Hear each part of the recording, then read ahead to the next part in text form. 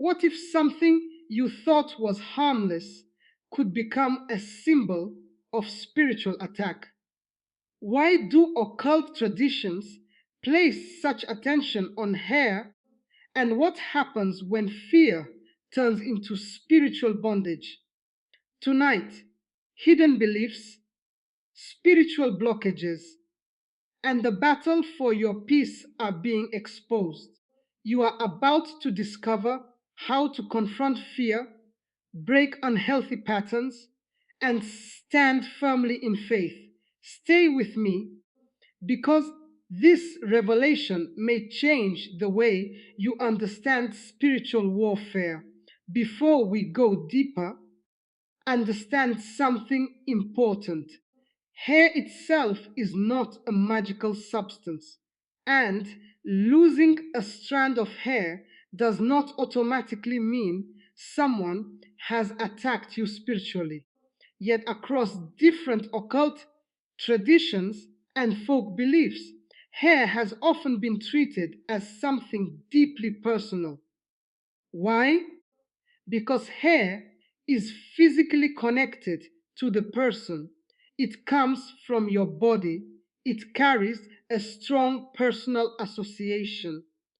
And throughout history, people involved in magical or occult practices have sometimes used personal belongings, photographs, clothing, handwriting, or hair as symbolic representations of another person. This is where fear can begin. You may discover that someone has your hair. You may remember giving away a brush. You may notice hair falling onto your clothes, and suddenly your mind begins asking questions. Did someone take this? Was this intentional? Could something have been done against me? But this is where spiritual maturity becomes essential. Fear is not discernment, suspicion is not revelation, and anxiety is not prophecy. If you begin interpreting every ordinary event as evidence of witchcraft, you can become trapped in a cycle where everything looks threatening. That is a different kind of bondage. You wake up afraid. You go to sleep afraid. You examine every person around you. You question every conversation. You become obsessed with protecting yourself from invisible enemies. And slowly, your attention moves away from faith and becomes consumed by fear. That is why you must understand the deeper battle. The enemy does not need you to physically encounter an occult practitioner to disturb your peace. Fear itself can become the battlefield. You can become so focused on what somebody might be doing that you forget what you are called to do. You stop praying from confidence and begin praying from panic. You stop living and begin constantly watching. You stop trusting God and start trying to control every possible threat. That is not freedom. Freedom means you refuse to allow fear to become your master. If someone has taken your hair, do not immediately assume supernatural consequences. If someone possesses something that belongs to you, use wisdom, set boundaries, protect your personal belongings. Distance yourself from people who repeatedly violate your boundaries. And above everything, refuse to surrender your peace to speculation. Your faith must be stronger than your fear. Your identity must be stronger than someone else's intentions. And your confidence in God must be stronger than the stories your imagination creates. Because Spiritual warfare is not about becoming terrified of every shadow. It is about learning how to stand. You do not need to live frightened of witches, curses, rituals, or mysterious objects. You need discernment. You need wisdom. You need prayer. And you need a faith that remains steady when you do not have all the answers. That is where real spiritual strength begins. There is another battle you must understand. Sometimes the greatest blockage is not what someone else is doing to you. It is what fear has convinced you is happening to you. You begin with one question, then another, then another. Soon you are searching for signs everywhere. A strange dream becomes evidence. A difficult week becomes evidence. A headache becomes evidence. A broken relationship becomes evidence. A financial setback becomes evidence. And before you realize it, your entire life becomes a courtroom where every problem is interpreted as proof that someone is spiritually attacking you. This is dangerous, not because every spiritual concern is meaningless, but because fear can destroy your ability to think clearly. You can become so focused on invisible enemies that you stop dealing with visible problems. Maybe you need to establish boundaries. Maybe you need to leave a toxic environment. Maybe you need to forgive someone. Maybe you need to change destructive habits. Maybe you need wise counsel. Maybe you need rest. Maybe you need to confront a decision you have been avoiding. But fear whispers, someone is doing something against you. And suddenly you stop looking at your own choices. That is how blockages grow. A spiritual blockage can feel like being unable to move forward. You pray, but you feel discouraged. You plan, but you never act. You start something, then abandon it. You constantly expect something terrible to happen. You become suspicious of people who have done nothing to you. You interpret every delay as a curse. And eventually, you begin expecting defeat before you even attempt victory. That expectation becomes powerful. You say, nothing ever works for me. Then you stop trying. You say, someone is blocking me. Then you stop taking responsibility for what you can actually change. You say, I am under attack. Then you forget that you still have choices. This is why you must guard your mind. You cannot control every person. You cannot control every circumstance. You cannot know everything happening behind the scenes, but you can control how you respond. You can refuse to feed obsessive fear. You can examine evidence before accepting accusations. You can pray without panic. You can seek counsel without shame. And you can remember that uncertainty does not automatically mean danger. If you believe someone has intentionally harmed you, do not confront them based only on suspicion. Do not retaliate. Do not seek revenge. Do not attempt occult practices to fight occult practices. That only pulls you deeper into the very fear you are trying to escape. Choose wisdom instead. Choose distance where necessary. Choose healthy boundaries. Choose truth over speculation. And choose faith over terror. There may be moments when you genuinely feel spiritually exhausted. You may feel as though something is pressing against your progress.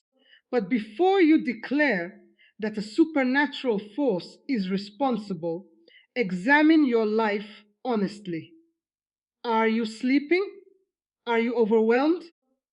Are you carrying unresolved anger?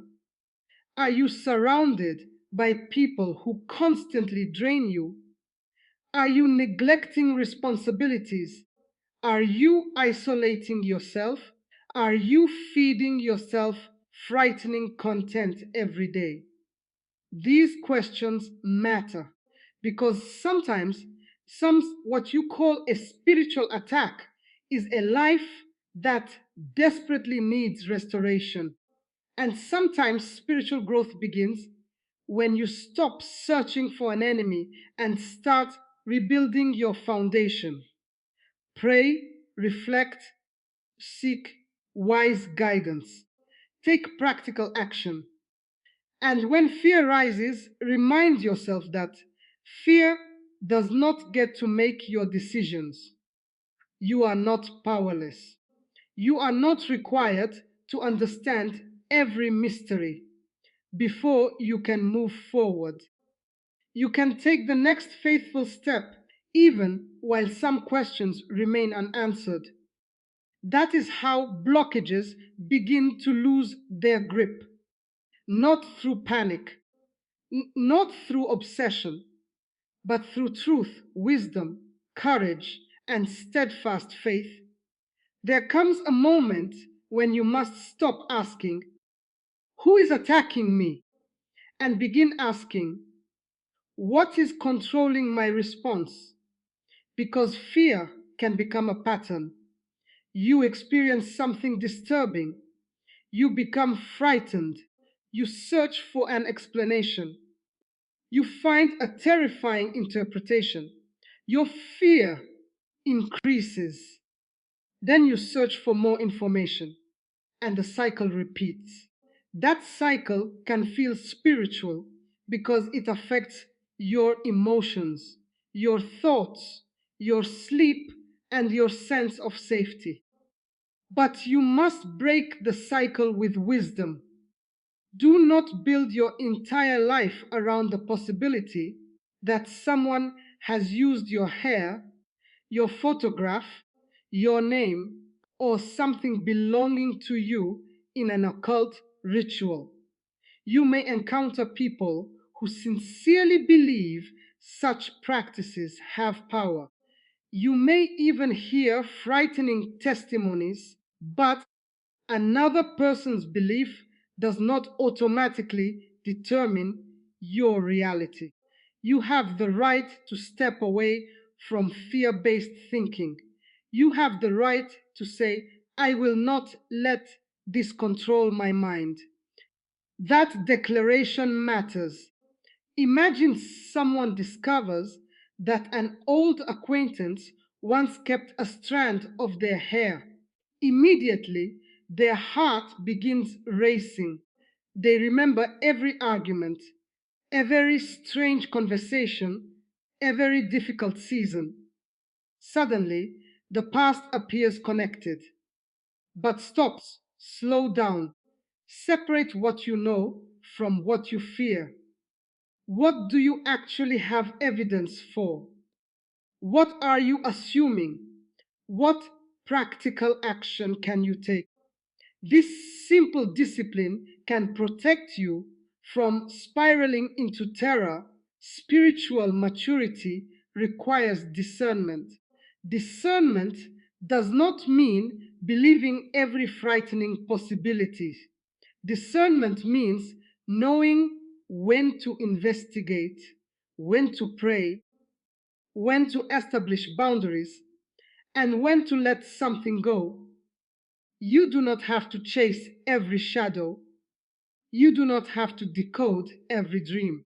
You do not have to interpret every coincidence.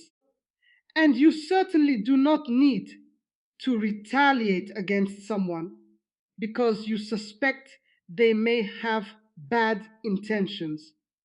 Your response should make you stronger, not more frightened. If prayer is part of your faith, pray from confidence rather than desperation. Ask for wisdom. Ask for peace. Ask for strength. Ask for clarity. Ask for the courage to remove unhealthy influences from your life. Then act on what you know. If someone repeatedly disrespects your boundaries, create distance. If someone threatens you, take the threat seriously and seek appropriate help. If anxiety is overwhelming your daily life, talk to a qualified mental health professional or trusted person who can help you regain stability. Faith and practical wisdom do not have to compete, they can work together. And remember this: you do not need to become obsessed with spiritual warfare to become spiritually strong. Real strength can look remarkably ordinary. It can look like getting out of bed when you feel discouraged. It can look like refusing to answer hatred with hatred. It can look like deleting frightening content that constantly feeds your anxiety. It can look like forgiving without returning to an unsafe relationship. It can look like praying and then going to work. It can look like trusting God while still making responsible decisions. That is how you reclaim your attention. Your attention is valuable. Do not hand it over to fear. Every hour spent obsessively wondering who may be attacking you is an hour you could have spent building your future. Every night spent searching for supernatural explanations is a night you could have spent restoring your mind and body. Every conversation dominated by suspicion takes energy away from the people and responsibilities that actually matter. So, break the pattern. Stop feeding what frightens you. Stop rehearsing worst case scenarios. Stop allowing unverified stories to become personal prophecies. Return to what is true. Return to wisdom. Return to prayer. Return to healthy relationships. Return to your responsibilities. Return to hope. And when the old fear tries to return, recognize it. You do not have to obey it. You can acknowledge the thought without accepting it as truth. You can feel afraid without allowing fear to control your actions. You can face uncertainty without surrendering your peace. That is the beginning of freedom, because the goal is not to become obsessed with defeating darkness. The goal is to become so grounded in truth that darkness no longer dictates how you live. There will be moments when you pray and still feel blocked. You will have days when progress seems slow. You will face situations you cannot explain. And in those moments, the temptation will be to assume that someone is secretly working against you. But this is where your foundation must become stronger than your circumstances. You do not need to understand every setback before you can keep moving. You do not need to identify an enemy before you can choose peace. And you do not need to prove that a spiritual attack exists before you begin rebuilding your life. Stand where you are, take a breath, look at what is actually in front of you, then take the next wise step. If your faith is Christian, let your prayer become a place of surrender rather than panic. You can pray, God, give me wisdom to recognize what is true, courage to confront what I can change, peace concerning what I cannot control, and strength to walk forward without fear. That is a powerful posture because fear demands immediate answers. Faith can remain steady while answers are still unfolding. You may feel blocked financially. Take practical steps, review your decisions, seek wise financial counsel, improve your skills, look for legitimate opportunities, pray for wisdom, but do not automatically conclude that an invisible curse is responsible for every financial difficulty. You may feel blocked in relationships. Examine your patterns. Are you communicating clearly? Are you choosing healthy people? Are you ignoring warning signs? Are you carrying wounds from the past? Pray, reflect, set boundaries, and make wiser choices. You may feel spiritually exhausted. Rest. Reconnect with trustworthy people. Spend time in sincere prayer. Write scripture if that is part of your faith. Reduce the content that constantly fills your mind with fear. Your spiritual life should not become a permanent emergency. There is a difference between spiritual vigilance and spiritual paranoia. Vigilance makes you wiser. Paranoia makes everything look dangerous. Vigilance helps you establish boundaries. Paranoia makes you isolate yourself. Vigilance strengthens faith. Paranoia feeds fear. You need discernment, not terror. And if someone has genuinely attempted to intimidate, threaten, manipulate, or harm you, respond wisely. Document what happens. Protect yourself. Seek appropriate support. Do not confront dangerous people recklessly. Do not attempt revenge. Do not become what you are afraid of. Your victory does not require you to become consumed by your enemy. Your victory is demonstrated by your ability to keep living with courage. There may be things from your past that still frighten you. There may be memories you cannot explain. There may be moments when you wonder whether someone tried to spiritually influence your life.